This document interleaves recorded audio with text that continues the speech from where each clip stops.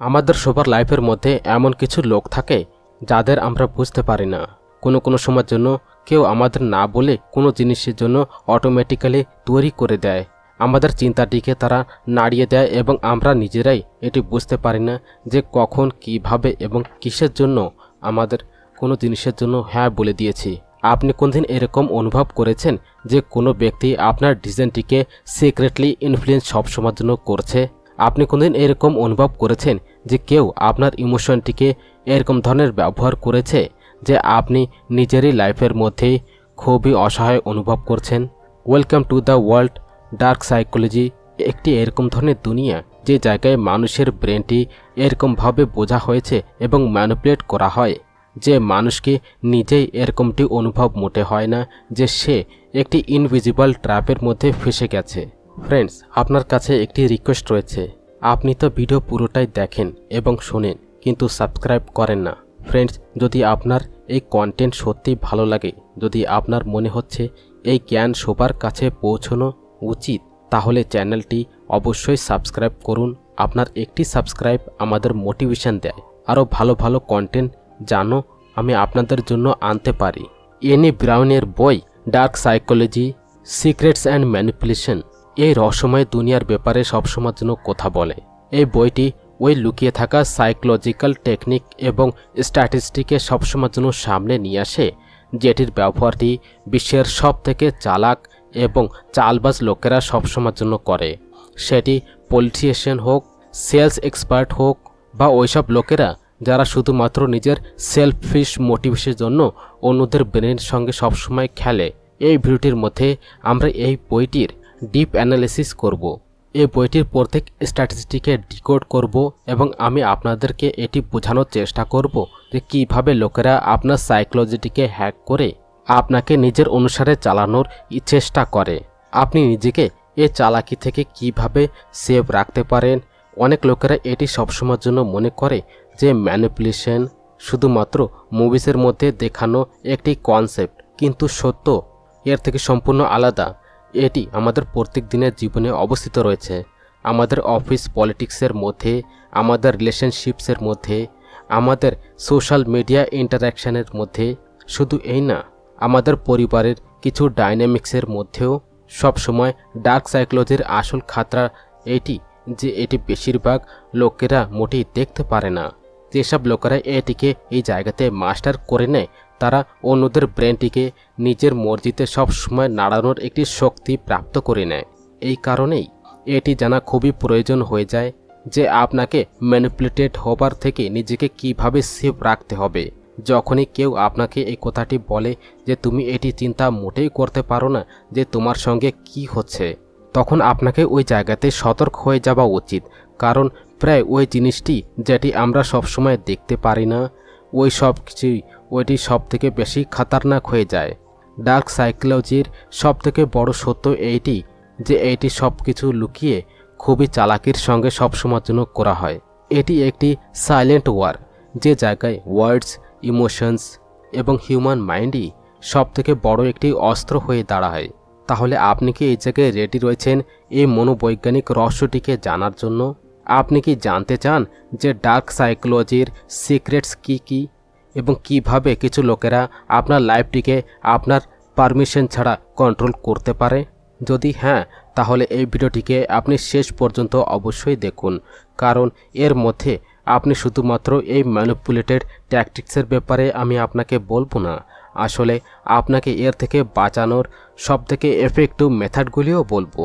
তাহলে আসুন টাইপ করি এই ফ্যাসিনেটিং এবং রহস্যময় দুনিয়ার মধ্যে এবং আমরা বোঝার চেষ্টা করি যে কিভাবে ডার্ক সাইকোলজি আমাদের চিন্তা, আমাদের ভাবনাগুলি এবং আমাদের অ্যাকশনটিকেও সবসময়ের জন্য কন্ট্রোল করতে পারে। চ্যাপ্টার 1, ডার্ক সাইকোলজির সিক্রেট এবং স্ট্র্যাটেজি। আপনি কোনদিন কোনো এরকম ধরনের ব্যক্তির সঙ্গে সবসময় সাক্ষাৎ করেছেন যে কোনো কিছু না বলেও ওই পরিবেশটিকে নিজের কন্ট্রোলে সবসময় নিতে পারে? আপনি কোনোদিন এরকমটি অনুভব করেছেন যে কিছু লোকেরা খুবই সহজের সঙ্গে অন্যদেরকে সবসময়ের জন্য ইনফ্লুয়েন্স করে নেয়, যে সামনের লোকটি এটি যেন মোটেই জানতে পারে না যে সে নিজের মর্জির সঙ্গে মোটেই নয়, আসলে তার ব্রেনের একদম জালে ফেসে যে একটি নির্ধারণা নিচ্ছে। এটি কোনো জাদু মোটেই নয়। আসলে ডার্ক সাইকোলজির একটি গভীর সিক্রেটস এবং স্ট্র্যাটেজিস রয়েছে, যেটির ব্যবহার এইসব লোকেরা করে যারা নিজের লাভের জন্য অন্যদের মন এবং ভাবনার সঙ্গে খেলতে জানে। ডার্ক সাইকোলজি ওই একটি টেকনিক স্কিল যার মধ্যে মনোবৈজ্ঞানিক টেকনিকগুলি ব্যবহার করে যে কোনো মানুষের চিন্তাটির মধ্যে ওটি অনুভব করা এবং নির্ণয় নেবার একটি মেথডের মধ্যে পরিবর্তন আনতে পারে। এটিকে বোঝার লোকেরা অন্যদেরকে নিজের মর্জির অনুসারে সবসময় চালানোর একটি ক্ষমতা নিজের কাছে রাখে এবং ওইটিকে তার একটি অনুভব পর্যন্ত তাদেরকে হতে দেয় না। এটি এমন একটি শক্তি যেটিকে সঠিক ব্যক্তি এথিক্যালভাবে সবসময় ব্যবহার করতে পারে, কিন্তু ভুল ব্যক্তি এটিকে নিজের স্বার্থের জন্য একটি খতরনাক অস্ত্রের মতো সবসময় ব্যবহার করতে পারে। যেসব লোকেরা ডার্ক সাইকোলজির মধ্যে খুবই নিপুণ থাকে তারা কিছু স্পেশাল স্ট্র্যাটেজির ব্যবহার সবসময়ের জন্য করে। প্রথম এবং ইম্পর্টেন্ট রণনীতি হচ্ছে যে ইমোশনাল মিরারিং। এটি এমন একটি মেথড যার মধ্যে ম্যানিপুলেটরস সামনের ভাবনাটিকে, হাবভাব এবং চিন্তা করার মেথডটিকে খুবই সঠিকভাবে কপি করে। যখন কেউ আপনার হাবভাবটিকে, বলার আন্দাজটিকে এবং ব্যাপারটিকে খুবই আস্তে আস্তে করে আপন করতে লাগে, তখন আপনার সাবকনশিয়াস মাইন্ডটি ওইটিকে নিজের মতো ওই জায়গায় মানা শুরু করে দেয়। এর কারণ আপনার ভিতরে ওই ব্যক্তির প্রতি একটি আনজান বিশ্বাস সবসময়ের জন্য সৃষ্টি হয়ে যায় এবং এই জায়গা থেকেই ম্যানিপুলেশনের শুরু হয়ে যায়। আরেকটি শক্তিশালী রণনীতি রয়েছে ফিয়ার বেসড কন্ট্রোল। মানুষের ব্রেন স্বাভাবিকভাবে ভয়ের থেকে সবসময়ের জন্য প্রভাবিত হয়। যখন আমরা কোনো জিনিসের ভয় থাকে তাহলে আমরা ওইটিকে নেগলিজেন্সি করার জন্য যে কোনো জিনিস করার জন্য রেডি হয়ে যাই। ডার্ক সাইকোলজির ব্যবহারটি করা লোকেরা এ ভয়টির লাভ সবসময়ের জন্য উঠোয়, আর তারা খুবই এরকম ধরনের শব্দ এবং বিচারটির ব্যবহার সবসময়ের জন্য করে যেটি আপনার ব্রেনের ভেতরে আনসার্টেনিটি এবং ভয়টি সবসময়ের জন্য তৈরি করে। তারা এটি সবসময়ের জন্য দেখায় যদি আপনি তাদের কথাটি যদি না মানেন তাহলে কিছু খারাপ হতে পারে। এই ভয়টি ফাইন্যান্সিয়াল লস, সোশ্যাল রিজেকশন বা ইমোশনাল ব্রেকডাউনেরও হতে পারে। ভয়টির সঠিক ব্যবহার করা ব্যক্তি আপনার ব্রেনের মধ্যে ওই সব ন্যারেটিভগুলি সবসময় সেট করতে পারে যেটি তার লাভের জন্য সবসময়ের জন্য কাজ করে। এছাড়াও বন্ধুরা, গ্যাস লাইটিং একটি এমন ধরনের মনোবৈজ্ঞানিক টেকনিক যেটিকে ডার্ক সাইকোলজির মধ্যে প্রায় এটিকে ব্যবহার করা হয়। এর মধ্যে ব্যক্তি আস্তে আস্তে করে আপনার পারসেপশনটিকে ডিসকর্ড করার সবসময়ের জন্য চেষ্টা করে, যার কারণ আপনাকে নিজেরই বিচার এবং স্মরণের পরে সবসময়ের জন্য সন্দেহ হতে পারে। আপনাকে এটি সবসময়ের জন্য অনুভব হওয়া শুরু হয়ে যায় যে হয়তো আপনি এই জায়গায় ভুল রয়েছেন এবং সামনের লোকটি এই জায়গাতে সঠিক রয়েছে। যখন কেউ রেগুলারলি এই কথাটি বলে যে তুমি জিনিসগুলিকে খুবই ভুলভাবে বুঝছো বা তোমার স্মরণটি ওই জায়গায় ধোঁকা দিচ্ছে, তাহলে এই গ্যাস লাইটের সংকেত ওই জায়গায় হতে পারে। এই টেকনিকটি এত বেশি পরিমাণে ডেঞ্জারাস হয় যে ব্যক্তি নিজেরই চিন্তার পরে সবসময়ের জন্য ডাউট করতে লাগে এবং সম্পূর্ণভাবে নিজেকে ম্যানিপুলেটরের পরে ওই জায়গাতে নির্ভর হয়ে যায়। ডার্ক সাইকোলজির আর একটি লুকিয়ে থাকা রহস্য রয়েছে, গিল্ট ট্রিপিং। এটি এমন একটি টেকনিক যের মধ্যে ব্যক্তি অন্যদের ভেতরে অপরাধবোধের একটি ভাবনা সবসময়ের জন্য জাগায়, যেন যে সে নিজের কথাটি মানতে ওই জায়গাতে মজবুর হয়ে যায়। উদাহরণের জন্য, যদি কেউ আপনাকে এই কথাটি বলে, যদি তুমি আমার সাহায্য না করো তাহলে আমি খুব চিন্তিত হয়ে যাব, বা তুমি যদি আমার কথা না শোনো তাহলে এইটি দেখাবো যে তোমার থেকে কোনো কিছু যায় আসে না, তাহলে এই গিল্ট ট্রিপিংয়ের একটি বড় উদাহরণ। এটি একটি খুবই সটল এবং খুবই প্রভাবী একটি মেথড, যার কারণ লোকেরা অন্যদেরকে নিজের নিয়ন্ত্রণে সবসময়ের জন্য রাখে।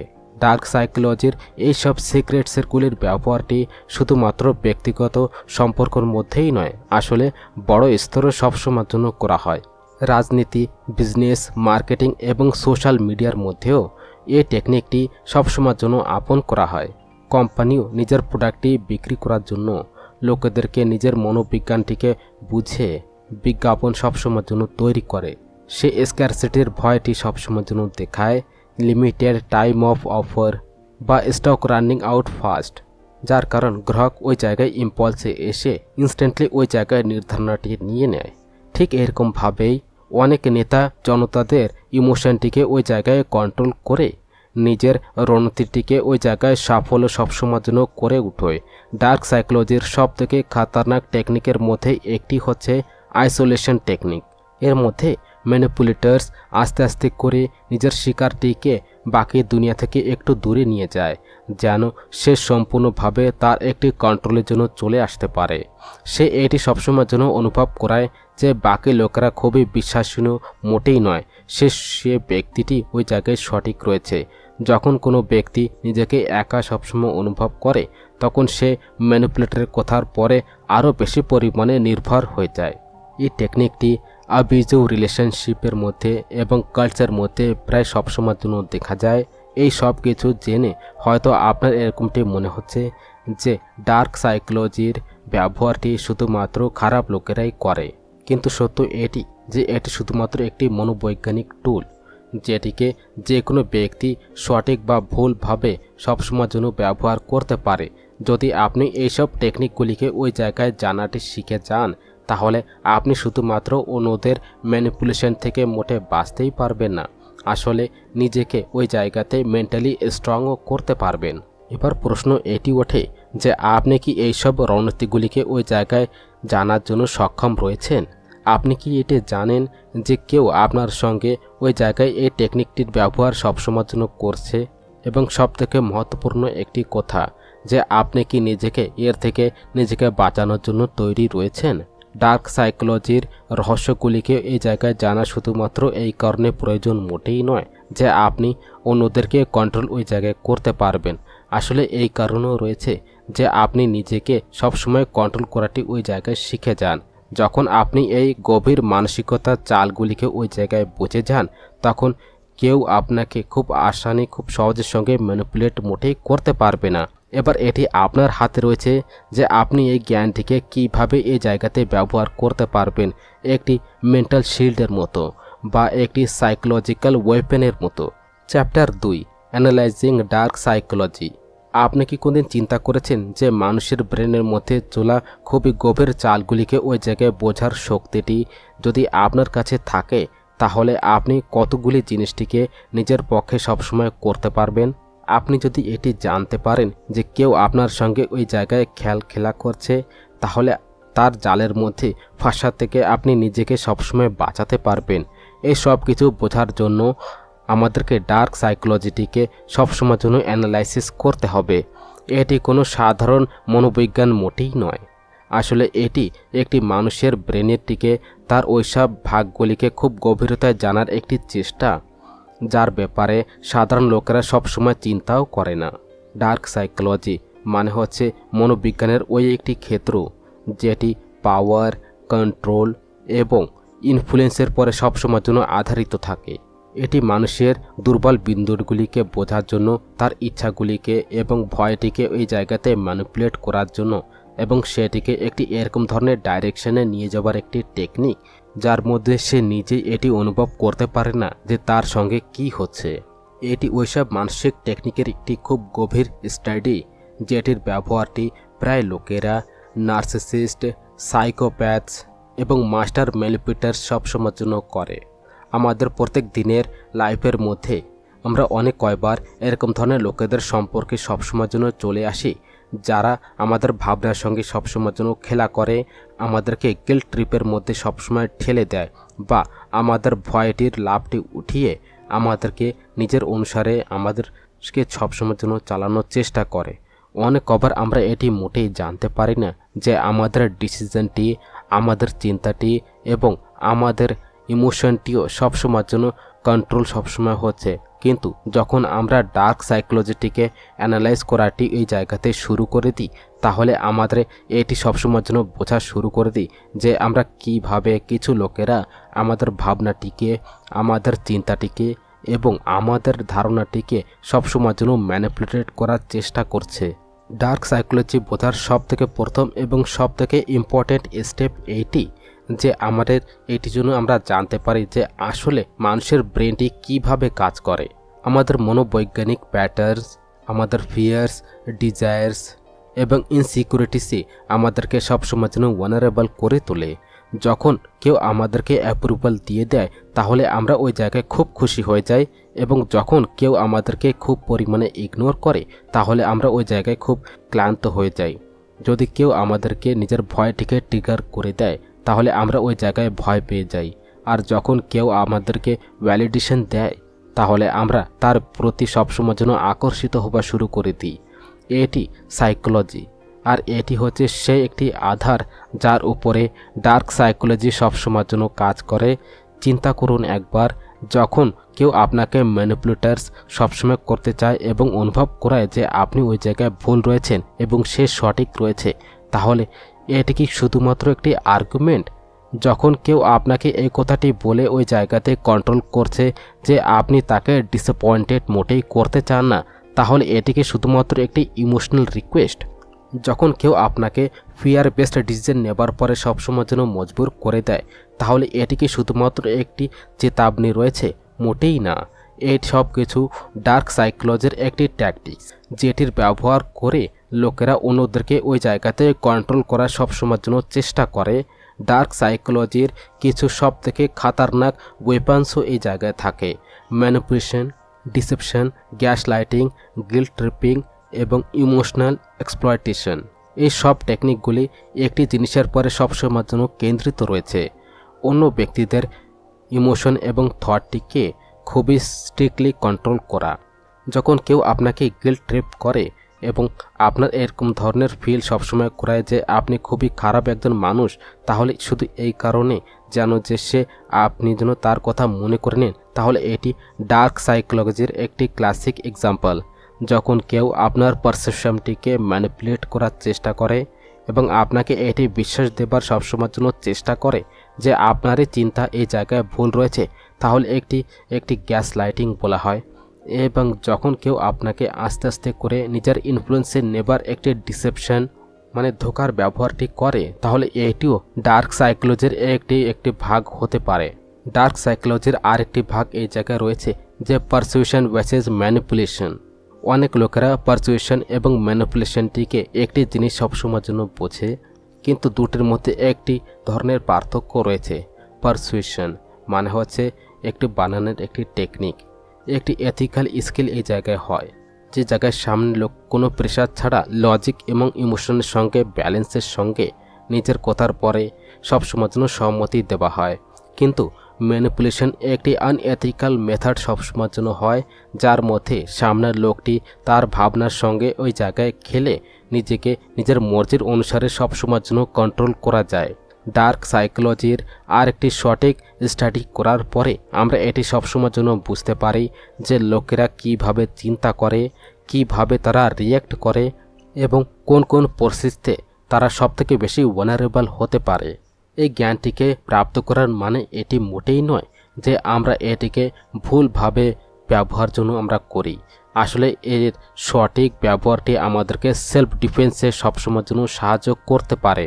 যখনই আমরা এটি জানতে পারি যে কোনো ব্যক্তি আমাদের ভাবনার সঙ্গে সবসময়ের জন্য খেলা করছে, তাহলে আমরা ওই জায়গাতে সচেত হয়ে যাই এবং ওই জালে ফাঁসার থেকে সবসময় বেঁচে যাই। এই স্টাডির সবথেকে বড় প্রশ্ন এইটি যে আপনি কি এটি জানেন যে আপনিও নিজের লাইফের মধ্যে কোনো না কোনো সময় ডার্ক সাইকোলজির কোনো না কোনো টেকনিকটির শিকার সবসময়ের জন্য আপনি হয়েছেন? আপনি কি কোনোদিন এরকমটি অনুভব করেছেন যে আপনার ডিসিশনটি আপনার নিজেরই মোটেই ছিল না, আসলে কি এটিকে সঠিকভাবে আপনাকে এটি নেবার জন্য সবসময়ের জন্য মজবুর করে দিয়েছে? আপনি কি কোনোদিন এরকম ধরনের টক্সিক রিলেশনের সব মধ্যে রয়েছেন যে জায়গায় আপনাকে গ্যাস লাইটিং বা গিল্ট ট্রিপিংয়ের শিকার সবসময়ের জন্য করা হয়েছে? ডার্ক সাইকোলজিকে এই জায়গাতেই অ্যানালাইসিস করা একভাবে নিজেকে মানসিক রূপে সবসময় স্ট্রং করার মতো। এটি শুধুমাত্র ম্যানিপুলেশনটিকে বোঝার একটি বিজ্ঞান মোটেই নয়, আসলে এটি একটি মেন্টাল আর্মার। আপনাকে ওইসব লোকেদের থেকে সবসময় বাঁচিয়ে রাখবে যারা আপনার নিজের ভাবনার সঙ্গে সবসময় খেলা করতে চায়। যখন আপনি ডার্ক সাইকোলজির প্যাটার্নটিকে এই জায়গায় জানাটি শিখে যান, তখন আপনি যে কোনো ব্যক্তির সাইকোলজিক্যাল গেমসের মধ্যে ফাঁসার থেকে বাঁচতে পারবেন। আপনি নিজের মেন্টাল স্ট্রেংথটিকে এই জায়গায় বাড়াতে পারবেন এবং নিজের জীবনের ডিসিশনটিকে বেশি পরিমাণে কনসিয়াসভাবে সবসময়ের জন্য নিতে পারবেন। এবার এটি আপনার পরে নির্ভর করে যে আপনি অন্যদের হাতে একটি পাপেটের মতো সবসময় থাকতে চান, বা আপনি নিজের ব্রেনের শক্তিটিকে এই জায়গায় বুঝে নিজের জন্য একটি মজবুত মেন্টাল শিল্ড এই জায়গায় তৈরি করতে পারবেন। Chapter 3, the art of manipulation. আপনি কোনোদিন এটি চিন্তা করেছেন যে কিছু লোকেরা এত সহজে অন্যদেরকে নিজের কথাটি মানানোর জন্য কিভাবে এত পরিমাণে সফল হয়ে যায়? তারা কোনো জোর জবরদস্তি ছাড়া, কোনো জবরদস্ত তর্ক না দিয়ে শুধুমাত্র শব্দ এবং হাবভাবের দ্বারাই সামনের লোকের চিন্তা এবং নির্ণয়টিকে নিজের অনুসারে সবসময়ের জন্য টার্ন করে দেয়। এই সব কিছু শুধুমাত্র একটি স্কিলের ফল। ম্যানিপুলেশন শুধুমাত্র একটি মনোবৈজ্ঞানিক টেকনিক মোটেই নয়, আসলে এটি একটি খেলা যেটি মানুষের ভাবনা, তার ভয়, তার ইচ্ছা এবং তার অসুরক্ষার পরে সবসময়ের জন্য খেলা করা হয়। একটি কুশল ম্যানিপুলেটর সেই হয় যে সামনের সব সাবকনশিয়াস মাইন্ড পর্যন্ত ওই জায়গাতে পৌঁছয়, তাকে এরকম ধরনের সবসময় অনুভব করায় যেন সে ওই নির্ণয় পর্যন্ত সে অটোমেটিক্যালি সে পৌঁছে গেছে। আসলে সে প্রত্যেক স্টেপে তার প্ল্যানিংয়ের অনুসারে সবসময়ের জন্য ওই জায়গায় উঠানো হয়েছে। একবার আপনি চিন্তা করুন, যখন কেউ আপনাকে এই কথাটি বলে, যদি তুমি আমার সঙ্গে ভালোবাসো তাহলে তুমি এই কথাটি করবা, এই কাজটি করবা, এটি একটি ভালোবাসার মাং বা একটি চালাকের সঙ্গে ঘটানো একটি মানসিক চাল। যখন কেউ আপনাকে গিল্ট সবসময় অনুভব করায় যে আপনি যদি তার অনুভব এবং তাকে সাহায্য না করেন, আসলে ভালো একটি কারণ আপনার কাছে থাকলে কি হবে? তাহলে এটি আপনার জন্য একটি ডাইরেক্ট অনুরোধ ছিল বা একটি মনোবৈজ্ঞানিক চাল। যখন কেউ আপনার শব্দের মাধ্যমে আপনাকে এটি সবসময় বিশ্বাস দেয় যে আপনার চিন্তা এই জায়গাতে ভুল রয়েছে এবং সে এই জায়গায় সঠিক রয়েছে, তাহলে এটি শুধুমাত্র একটি মিটিং ছিল বা ব্রেনের সঙ্গে খেলা একটি স্যাটেল অ্যাটাক। ম্যানিপুলেশনের গোড়া আমাদের ভাবনার মধ্যে খুব গভীরতার সঙ্গে ইনবিল্ড করা রাখে। মানুষ একটি ভাবনাত্মক প্রাণী। আমরা সবাই ভালোবাসা, সম্মান এবং সুরক্ষা তথা স্বীকৃতি সবসময়ের জন্য চাই। আর যখন কেউ এইসব ভাবনাটিকে নিজের কন্ট্রোলে সবসময়ের জন্য নিয়ে আসে, তখন ওইটি আমাদের অনুসারে সবসময়ের জন্য টার্ন করতে পারে। এই টেকনিকটি এত পরিমাণে সূক্ষ্ম থাকে যে আমরা প্রায় এটি অনুভব মোটেই করতে পারি না যে আমরা এই জায়গাতে ম্যানিপুলেটেড হচ্ছি। আমরা এটি সবসময় চিন্তা করি যে আমরা আমাদের ডিসিশনটি এই জায়গায় নিজেরাই নিচ্ছি, কিন্তু আসলে প্রত্যেকটি ডিসিশন আমাদেরকে একটি সঠিক ডাইরেকশানে ঠেলে দেওয়ার জন্য সবসময় কেয়ারফুলি এই জায়গায় প্ল্যান থাকে। একটি স্কিলফুল ম্যানিপুলেটর এটি সবসময় জানে যে কোন মানুষের সবথেকে বেশি দুর্বলতা কী।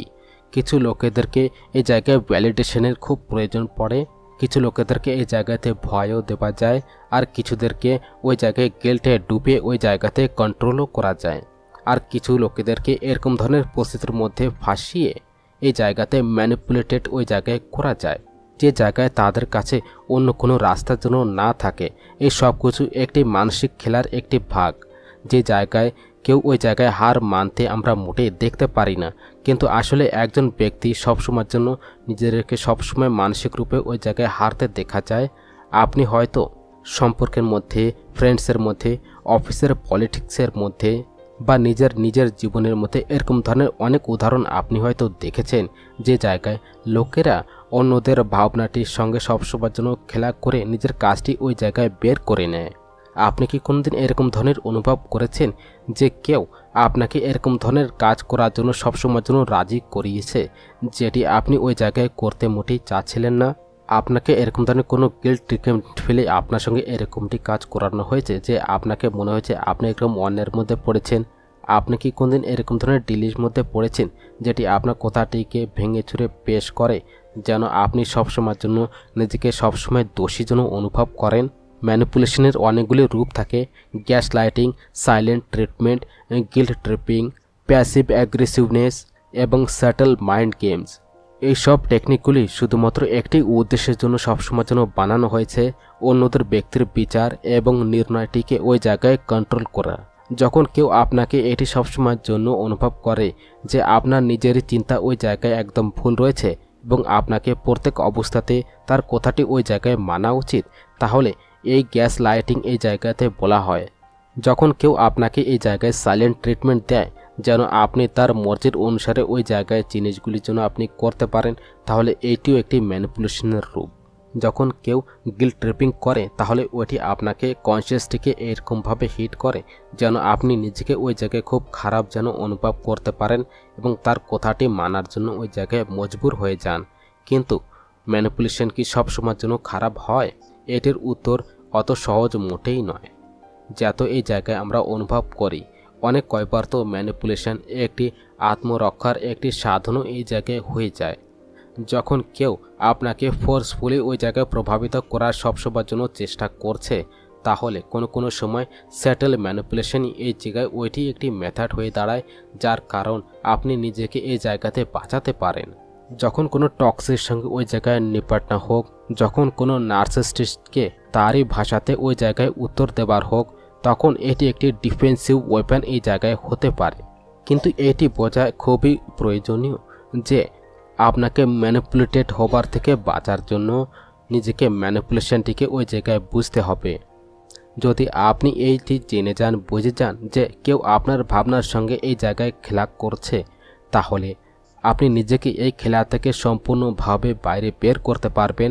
আপনাকে এটি বুঝতে হবে যে কারোর রাগটি কোনো ইমোশনাল ড্রিভেন আর্গুমেন্ট বা কোনো গিল্ট ট্রিপিং সবসময়ের জন্য জেনুইন মোটেই হয় না। অনেক কবার এটি শুধুমাত্র ট্যাকটিক্স হয় যেন আপনি তার মর্জির অনুসারে ওই জায়গায় চলতে পারেন। Chapter 4, the art of persuasion. আপনি কি কোনো চিন্তা করেছেন যে কিছু লোকেরা এত প্রভাবশালী কেন হয়? তারা যাই বলুক, লোকেরা তার কথাটি ওই জায়গায় মেনে নেয়।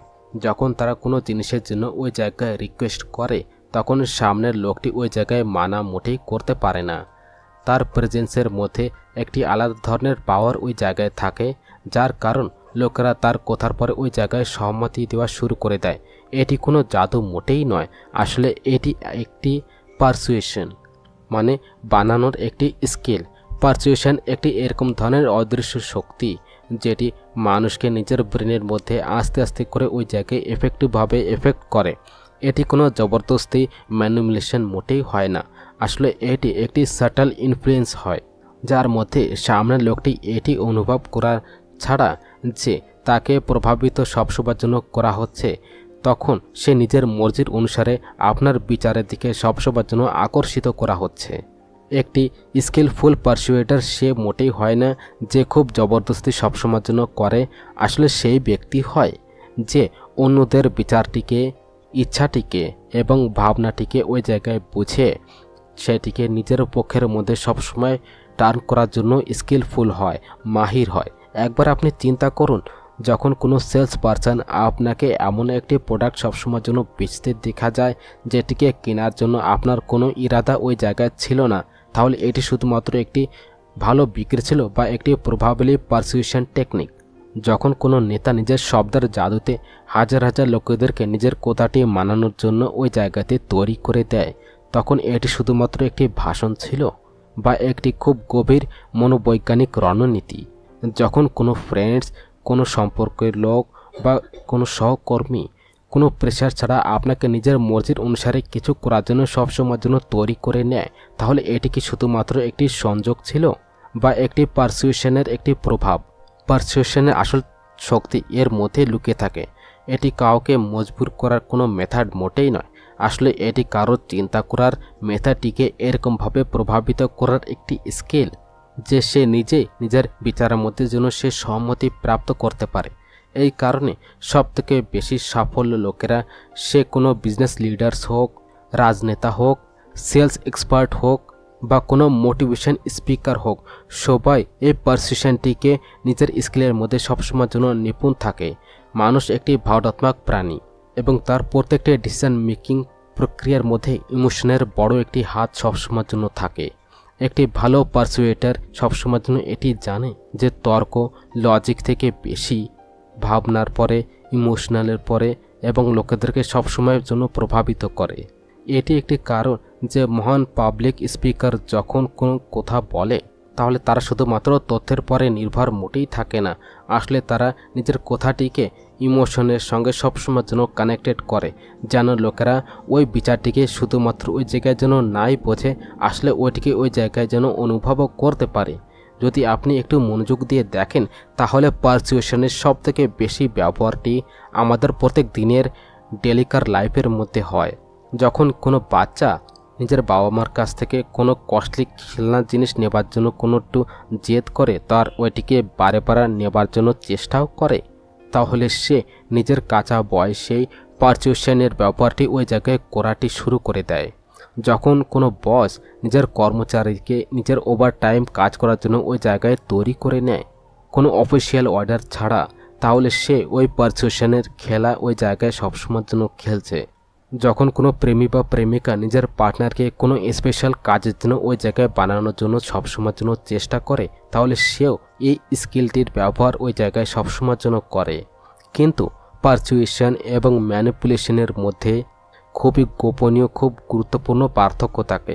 ম্যানিপুলেশনের মধ্যে সামনের লোকের ভাবনার সঙ্গে ওই জায়গায় খেলে তাকে খুব পরিমাণে মজবুরও করা হয়, আর যখন পারসুয়েশনের মধ্যে তাকে একটি বৈকল্পিক দৃষ্টিকোণ ওই জায়গায় দেখিয়ে তার চিন্তাটিকে ওই জায়গায় জেন্টলি গাইডও করা হয়। একটি স্কিলফুল পারসুয়েডার কোনো সময়ের জন্য নিজের গিল্ট ট্রিপ বা ফিয়ার ট্যাকটিক্সের সহযোগিতা মোটেই নেয় না। আসলে সে এটি সবসময়ের জন্য বোঝে যে সামনের লোকটি সে কি চাচ্ছে, আর তার প্রয়োজনটিকে ওই জায়গায় খুব মনোযোগ দিয়ে দেখে নিজের কথাটি ঠিক এরকমভাবে ওই জায়গাতে রাখে যে সে নিজের থেকেই যেন ওই জায়গায় সম্মতি প্রাপ্ত করে। পারসুয়েশনের সবথেকে বড় শক্তি এটি যে এটি একটি ইনভিজিবল ফোর্সের মতো সবসময়ের জন্য কাজ করে, আর এটিকে সঠিকভাবে ওই জায়গায় যদি আমরা ব্যবহার করতে পারি তাহলে এটি যে কোনো মানুষের চিন্তাটিকে ওই জায়গায় টার্ন করতে পারে। আপনি কি কোনোদিন চিন্তা করেছেন যে বড় বড় ব্র্যান্ড নিজের বিজ্ঞাপনের মধ্যে শুধুমাত্র প্রোডাক্টের ফিচার ওই জায়গাতে মোটেই দেখায় না, আসলে তারা নিজের ভাবনাটিকে ওই জায়গায় সবসময়ের জন্য টার্গেট করে। একটি পারফিউম অ্যাডের মধ্যে আপনি শুধুমাত্র পারফিউম মোটেই দেখতে পারবেন না, আসলে আপনি এই জায়গায় এটি সবসময়ের জন্য অনুভব করতে পারবেন যে এটিকে লাগালে আপনি বেশি পরিমাণে আকর্ষিত এবং কনফিডেন্ট আপনি অনুভব করবেন। একটি কারের বিজ্ঞাপন শুধুমাত্র কারের স্পেসিফিকেশনের মধ্যে ফোকাস মোটেই করে না, আসলে এটি আপনার ভেতরে লাক্সারি, অ্যাডভেঞ্চার এবং পাওয়ারের ভাবনাটি সবসময়ের জন্য জাগিয়ে ওঠে। এটি পারসুয়েশনের আসল একটি শক্তি, বা কোনো জিনিসটিকে ঠিক এরকমভাবে ওই জায়গায় দেখানো যে লোকেরা শুধুমাত্র ওইটিকে যেন না দেখে, আসলে তার সঙ্গে সবসময় যেন কানেক্টেড যেন অনুভব করে। এবার প্রশ্ন এটি ওঠে যে শুধু পারসুয়েশনটিকে আমরা এই জায়গায় শিখতে পারবো, বা উত্তর এটি যে অবশ্যই এটি কোনো জন্মজাত গুণ মোটেই নয়, আসলে একটি শেখা স্কিল। যদি আপনি এটি বুঝে যান তাহলে আপনি নিজের পার্সোনাল এবং প্রফেশনাল লাইফের মধ্যে এটিকে একটি পাওয়ারফুল টুলের মতো ব্যবহার করতে পারবেন। চ্যাপ্টার 5, নিজেকে ডার্ক সাইকোলজি থেকে নিজেকে সুরক্ষিত কিভাবে রাখবেন। আপনি কি কোনোদিন এরকমটি সবসময় অনুভব করেছেন যে কোনো ব্যক্তি আপনাকে আস্তে আস্তে করে সবসময় কন্ট্রোল করছে, কিন্তু আপনি এটি মোটেই বুঝতে পারছেন না যে এটি এই জায়গায় কিভাবে হচ্ছে? আপনার কি কোনোদিন এরকমটি অনুভব হয়েছে যে কেউ আপনার ভাবনার সঙ্গে এই জায়গাতে খেলছে, আপনাকে গিল্ট ট্রিপ করছে, বা আপনাকে নিজের মর্জির অনুসারে সবসময়ের জন্য ম্যানিপুলেট করছে? যদি হ্যাঁ, তাহলে এটি জানা খুবই প্রয়োজন যে আপনি নিজেকে এই জায়গায় ডার্ক সাইকোলজির প্রভাব থেকে কিভাবে নিজেকে বাঁচাবেন। এটি কোনো মামুলি কথা মোটেই নয়, কারণ হচ্ছে যে অনেক কবার আমরা এই মানসিক খেলাটিকে জানতে মোটেই পারি না, এবং আস্তে আস্তে করে আমরা এটির শিকার এই জায়গাতে হয়ে যাই। ডার্ক সাইকোলজির সবথেকে খতরনাক ভাগ এইটি যে এটি আপনাকে খুবই সাধারণভাবে এত পরিমাণে সেটেল থাকে যে আমরা এটির অনুভব মোটেই করতে পারি না। এটি যে কোনো শব্দের মধ্যে সবসময়ের জন্য লুকিয়ে থাকে, তার টোনের মধ্যে, তার বডি ল্যাঙ্গুয়েজের মধ্যে, এবং অনেক কয়বার তো তার এক জায়গায় অ্যাভেলেবিলিটির মধ্যেও থাকে। যেসব লোকেরা এই স্কিলের মধ্যে খুব পরিমাণে মাহির থাকে তারা নিজের শিকারটিকে এইটি অনুভব মোটেই করতে দেয় না যে তার সঙ্গে সবসময়ের জন্য ম্যানিপুলেশন হচ্ছে। কিন্তু আপনি যদি এই টেকনিকগুলিকে এই জায়গায় জানা এবং নিজেকে এই জায়গায় সুরক্ষিত রাখাটি শিখে যান, তাহলে যে কোনো ব্যক্তি আপনাকে খুব সহজে কন্ট্রোল মোটেই করতে পারবে না। আর নিজেকে ডার্ক সাইকোলজি থেকে নিজেকে বাঁচানোর সবথেকে প্রথম এবং সবথেকে প্রয়োজনীয় স্টেপ হচ্ছে সেলফ অ্যাওয়ারনেস। যদি আপনি নিজের ভাবনা, নিজের চিন্তা এবং নিজের রিয়াকশানের খুবই গভীর একটি বোঝ আপনার মধ্যে থাকে, তাহলে যে কোনো ব্যক্তি আপনাকে খুব সহজে এই জায়গায় ম্যানিপুলেট করতে পারবে না। প্রায় ম্যানিপুলেটেড লোকেরা অন্যদের ইনসিকিউরিটিকে ওই জায়গাতে টার্গেট করে। তারা সবসময়ের জন্য জানতে চায় যে আপনার কোন জিনিসের সবথেকে বেশি প্রয়োজন রয়েছে, আপনার সবথেকে বড় ভয় কী, এবং কোন জিনিসটি আপনাকে সবথেকে বেশি ইমোশনালি ওয়ানারেবল করে তোলে। যদি আপনি নিজেকে খুব ভালোভাবে ওই জায়গায় জানেন এবং নিজের দুর্বলতাটিকে ওই জায়গাতে অ্যাকসেপ্ট করেন, তাহলে আপনি অন্যদেরকে নিজের ওই দুর্বলতার প্রফিটটি নিতে মোটেই দেবেন না।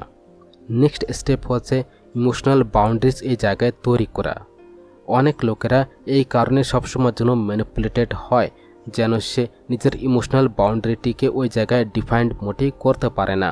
তারা এটি মোটেই জানে না যে কখন তাদেরকে নিজের কার কথাটিকে ওই জায়গায় সিরিয়াস নেওয়া উচিত এবং কখন তাদের নিজের এনার্জিটিকে ওই জায়গায় একটু সেভ করে রাখা উচিত। একটি ম্যানিপুলেটর সবসময়ের জন্য এটি সবসময় চায় যে সে যেন নিজের বাউন্ডারিটিকে ওই জায়গায় ভুলে যায় এবং তার অ্যাকর্ডিং ওই জায়গায় যেন অ্যাক্ট করে। সেই গিল্ট ট্রিপিংয়ের সহযোগিতা নেবে, আপনাকে অব্লিগেটেড অনুভব করাবে এবং অনেক কবার আপনার কথা এবং আপনার ভাবনাটিকে আপনার বিরুদ্ধে ওই জায়গায় ব্যবহার করবে। যদি আপনি নিজের বাউন্ডারিটিকে ওই জায়গায় অনেক বেশি পরিমাণে মজবুত করে নেন এবং না বলাটি শিখে যান, তাহলে আপনি নিজেকে এইসব মানসিক খেলা থেকে নিজেকে সবসময়ের জন্য বাঁচিয়ে রাখতে পারবেন। তারপরে আসে ক্রিটিক্যাল থিঙ্কিং এবং লজিক্যাল অ্যানালিসিস। একটি মাস্টার ম্যানিপুলেটর সবসময়ের জন্য নিজেকে ইমোশনের ব্যবহারটি করা ওই জায়গায় শিখিয়ে দেয়, কারণ সে সবসময়ের জন্য জানে যে ইমোশনস মানুষকে এবং মানুষের মধ্যে সবথেকে বেশি পরিমাণে ইনফ্লুয়েন্স করে। কিন্তু যদি আপনি সব জিনিসটিকে ওই জায়গায় লজিক্যালি অ্যানালাইসিস করাটি শুরু করে দেন, তাহলে আপনি ম্যানিপুলেশন থেকে এই জায়গায় বাঁচতে পারবেন। যখনই কেউ আপনাকে কোনো কিছু বলে বা আপনাকে কোনো কথার জন্য ওই জায়গায় পুশ করে, তাহলে নিজের থেকে সবসময় বলবেন যে এটি কি সত্যিকারের জায়গায় সত্য বা এটি শুধুমাত্র একটি ইমোশনাল ট্র্যাপ। অনেক কবার শুধুমাত্র একটুকে চিন্তা করার সঙ্গে আমরা ম্যানিপুলেশনের জাল থেকে একদম পরিমাণে বাঁচতে পারবো। ডার্ক সাইকোলজি থেকে বাঁচার জন্য সর্বপ্রথম এবং সবথেকে ইম্পর্ট্যান্ট জিনিস হচ্ছে অ্যাসার্টিভনেস। আপনি নিজের কথাটিকে খুবই স্ট্রংলি ওই জায়গায় রাখেন, কোনো এগ্রেশন ছাড়া। একজন ম্যানিপুলেটেড ব্যক্তি তখনই ওই জায়গায় খুব শক্তিশালী হয় যখন সামনের লোকটি ওই জায়গায় খুব পরিমাণে দুর্বল হয়ে থাকে। কিন্তু আপনি ওই জায়গায় খুব পরিমাণে কন্ট্রোল থাকে, নিজের ডিসিশনটিকে খুবই ক্লিয়ারলি ওই জায়গায় রাখেন আর কোনো প্রেশার ছাড়া নিজের নির্ধারণটি ওই জায়গায় নেন, তাহলে যে কোনো ব্যক্তি আপনাকে খুব সহজে ওই জায়গায় ম্যানিপুলেটেড মোটেই করতে পারবে না। এছাড়াও নিজের আশেপাশের লোকেদেরকে ওই জায়গায় বোঝাও খুবই পরিমাণে প্রয়োজনীয়। প্রায় যেসব লোকেরা আমাদেরকে সবসময়ের জন্য ম্যানিপুলেটেড করে, তারা আমাদের প্রত্যেক দিনের লাইফের মধ্যে সবসময়ের জন্যই থাকে।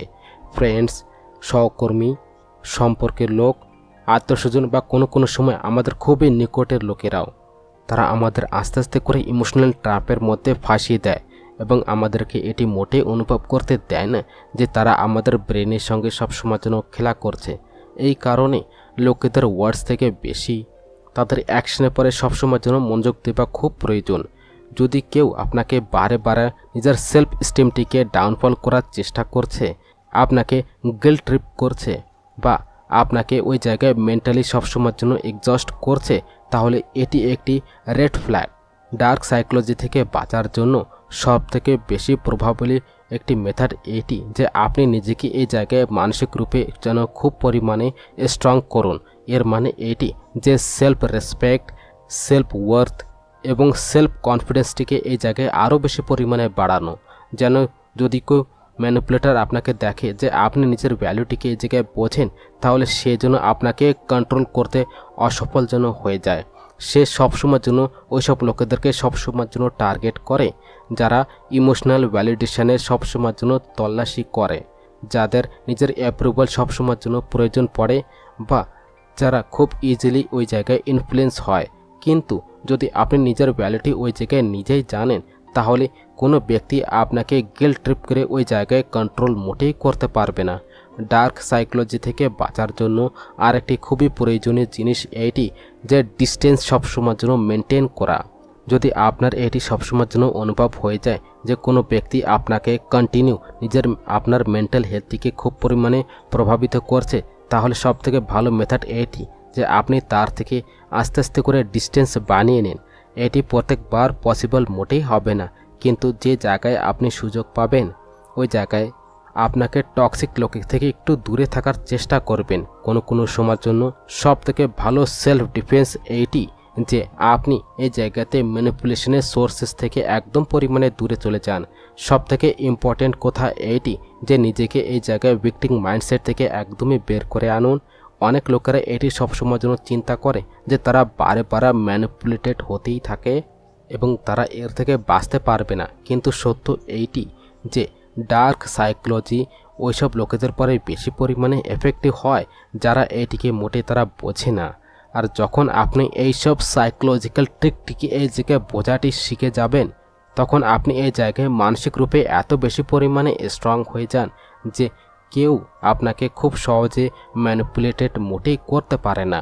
এবার প্রশ্ন এটি ওঠে, আপনিও কোনো দিন কারোর দ্বারাই ওই সময়ের জন্য ম্যানিপুলেটেড হয়েছেন কিন্তু আপনার ওই সময় অনুভব মোটেই হয়নি? আপনিও কোনো দিন ওই জায়গায় গিল্ট ট্রিপ, ইমোশনাল ব্ল্যাকমেল বা গ্যাস লাইটিংয়ের শিকার ওই জায়গায় হয়েছেন? আর যদি হ্যাঁ, তাহলে আপনি কি ওই জায়গায় নিজেকে বাঁচানোর জন্য তৈরি রয়েছেন? ডার্ক সাইকোলজিকে ওই জায়গায় প্রত্যেকটি ব্যক্তি মোটেই বুঝতে পারে না, কিন্তু যে এইটিকে ওই জায়গায় বুঝে যায় সে নিজের লাইফটিকে ওই জায়গায় সম্পূর্ণভাবে পরিবর্তন করতে পারে।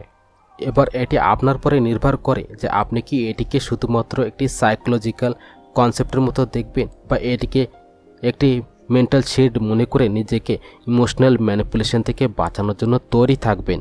তাহলে ফ্রেন্ডস, যদি আপনার এই অডিও বুকটি পছন্দ হয়ে থাকে আর আপনি চান যে আমি এরকম ধরনের আরও বইয়ের অডিও বুকগুলি আপনার জন্য নিচ্ছি, তাহলে ভিডিওটিকে লাইক সাবস্ক্রাইব করতে মোটেই ভুলবেন না।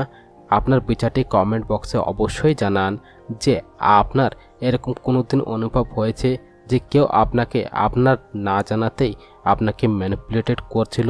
যদি হ্যাঁ, তাহলে আপনি তার থেকে বাঁচার জন্য কি করেছেন? আপনার নির্ধারণটি আমার জন্য খুবই মাইনে রাখে।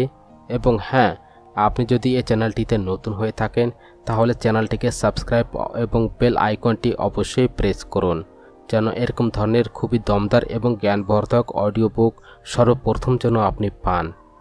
ধন্যবাদ।